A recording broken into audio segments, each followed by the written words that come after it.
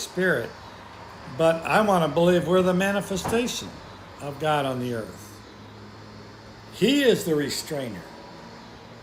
I mean, can you imagine what this looks like? What's happening in America? If America was the city on a hill, if America was, I mean, we're obviously hated by several nations at least for being a Christian nation. That is the reason they hate us, is because we are a Christian nation. So if the reason they hate us is we're a Christian nation, that's also, by the way, the reason that millions of people want to move here from all over the world, because they know in their nation what that is like. See, when we talk about the Socialist Democratic Party, which is what it's become, people from about 50 countries understand exactly what you're talking about, because they left their country to come here to get away from that, so that they could have an opportunity. They could have a dream. They could have the freedom to develop that dream. Maybe they have an idea, something that as they add it to us, their creativity will add to our society, to our own culture here in America. No matter what colors their skin is, or their ethnicity, or their background, or what their tribal traditions were, but they came here for a reason, looking for something greater. Well, maybe you don't wonder about it. I don't have to wonder about it, because I talk, of course, to all of those that we work with and support in lands around the world. I mean, can you imagine Pastor Slava in Belarus? Right now, they're pushing back, including his church, which is the largest church in the country. And he's the bishop of all of the full gospel churches in Belarus. And they are pushing back against a totalitarian dictatorship, socialism. They are resisting it. They're saying, no, we want to be free. And 400,000 of them have gathered in the streets, peacefully protesting. They don't burn anything. They don't loot anything. They're not attacking anything. They're actually peaceful, not like in America. We call it a peaceful protest and half a city gets destroyed. People die. Over there, the only people that die are some of the peaceful protesters. But how does America look to them? What's our testimony now when we talk to them? I mean, I can explain it, and I do explain it to them, but I mean, can you imagine? Pastor Vilnius in Latvia said that all of Europe, because he actually has relatives in other countries and around Europe, Belgium and Estonia and places, and so they're wondering. It looks like all America is burning and all of America is rioting, and I'm thinking, no, it's not. It's just here and here and here and here and here, and then you try to explain Democratic and Republican and states that aren't like that, and what in the world? Where is the one pushing back the restrainer? Where is the one saying no? Where is the one that's more concerned about others than themselves? I'm thinking every Christian ought to be writing a letter to somebody in another country just to encourage them that it's going to be all right. It's not all the way you see it on the news. I just want to set the record straight. Or maybe I just want to start emailing somebody in another country. Give me an address. and let them know it's not like that. I mean, can you imagine? I mean, what do you tell Pastor Billy in Zambia and Pastor Michael in Uganda and Pastor Jack in Kenya and what do you say to Vladimir in Russia? Can you imagine? His president's just been accused of poisoning, and he has already locked up demonstrators that came against his regime, and he's already been in office all this time. He has no length of time. He's the self-proclaimed president. He can't even get voted out. And every time they supposedly have an election, he wins with more than 85% of the vote. Wonder who's counting that. I think they mailed them all in. And, but I mean, what do you say to Yesu? Now, Yesu, half the time lives here in America. He knows what's in Minneapolis. I talk to him all the time. And, what do you say to them? What do you say to the place where we went and started churches in Northern Ireland and in Belize and in Uruguay? And, how about Sergey in China? The Restrainer. Please don't get so caught up in your own life, in your own things, your own activities, that you lose sight. The fact that you have a responsibility to tell people near you at least what's right and wrong. You don't have to argue with them. If they don't agree with you, fine, but you'd be amazed if you'd speak up. Yeah. How many people say, "Where'd you ever learn that?" I agree with that. Mm-hmm. That's absolutely right. I never thought about it. I didn't know anybody else thought that way. You'd be amazed. But you're going to have to open this mouth of yours to speak the truth in love, the Bible says. So, we only have a few minutes left, but I really want to look at Romans chapter 12. I said before we finished off at verse 4. Verse 5 says, "And you have forgotten the exhortation which is addressed to you as sons." Forgotten. "My son, do not regard lightly the discipline of the Lord, nor faint when you are reproved by him. For those whom the Lord loves, he disciplines, and he scourges." That doesn't sound like fun. "He scourges every son whom he receives." Talk about this in just a minute. "It is for discipline, believe it or not, that you endure." I mean, you ought to be saying, I really like to be corrected because I don't want to do what's wrong. Shouldn't you say that? Shouldn't you feel that way?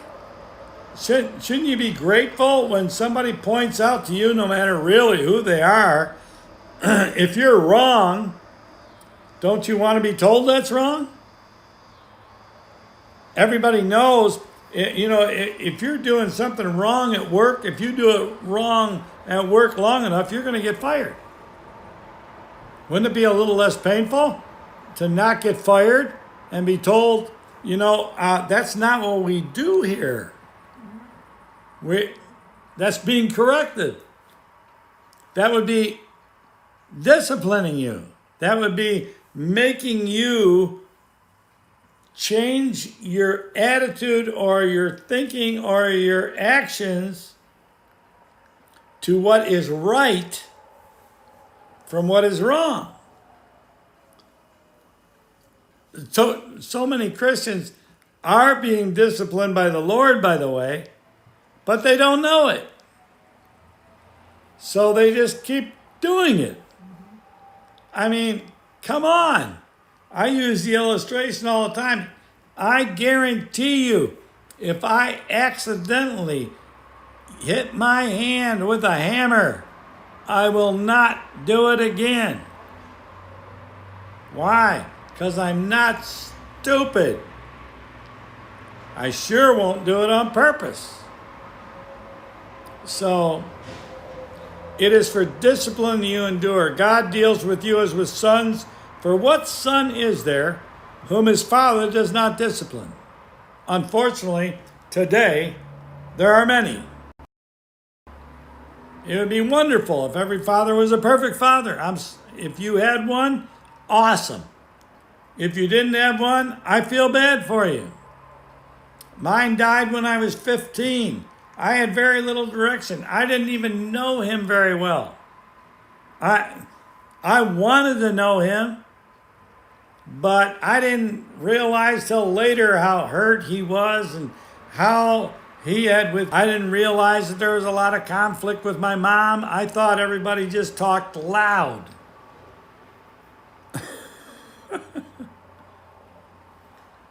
See, that doesn't make any difference. God is perfect. God never failed you. God never let you down. God never wanted you to be hurt. God didn't want you to be abandoned. God didn't want you discouraged. See, if you can ever get that truth into your heart, it'll overrule your brain and you can be happy. It's an amazing thing. It says, if you're without discipline, which all have become partakers, so God is actually, if we're to believe this Bible, and we can, there's no contradictions in it, then everybody is a partaker of the discipline of God. It's just unfortunate that some don't even know it. And we'll talk about that in just a second. Then you are illegitimate children, not sons. He says, furthermore, we had earthly fathers that disciplined us, and we respected them. I did. My dad did spank me, and he did discipline me when I did wrong, and I did get corrected. And I did. And said, shall we not much rather be subject to the Father of spirits and live? Why don't you, in other words, I'll break it down for you a little bit. Let me read this first. For they disciplined us for a short time as seemed best to them, but he disciplines us for our good, so that we may share his holiness. All discipline for the moment, the Bible says here, seems not to be joyful, but sorrowful. Yet to those who have been trained by the discipline, it will yield peaceable fruit of righteousness. You know, sometimes God's discipline takes a lot of forms. It can be as simple as somebody at work correcting you.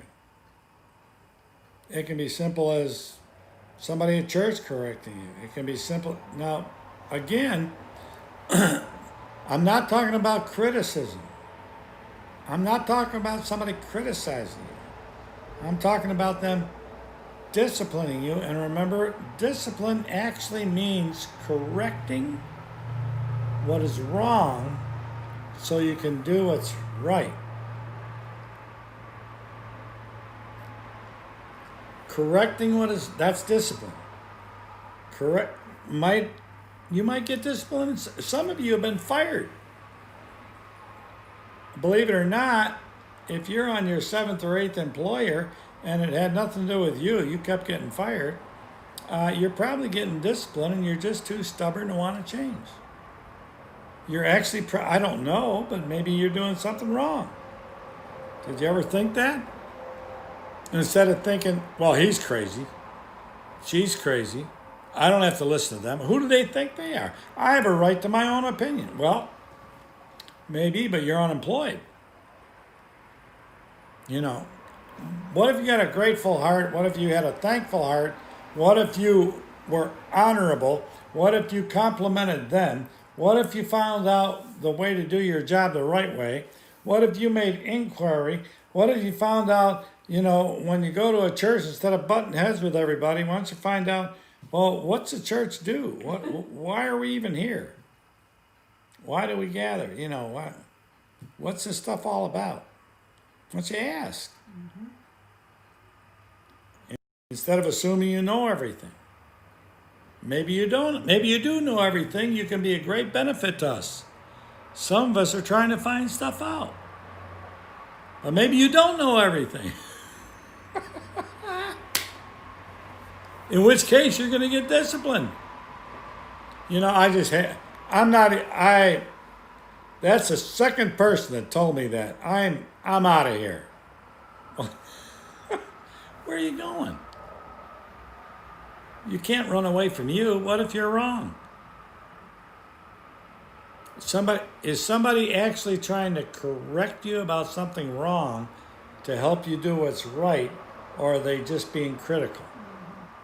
You shouldn't listen to criticism. I would agree with that. Criticism and discipline are two amazingly different things.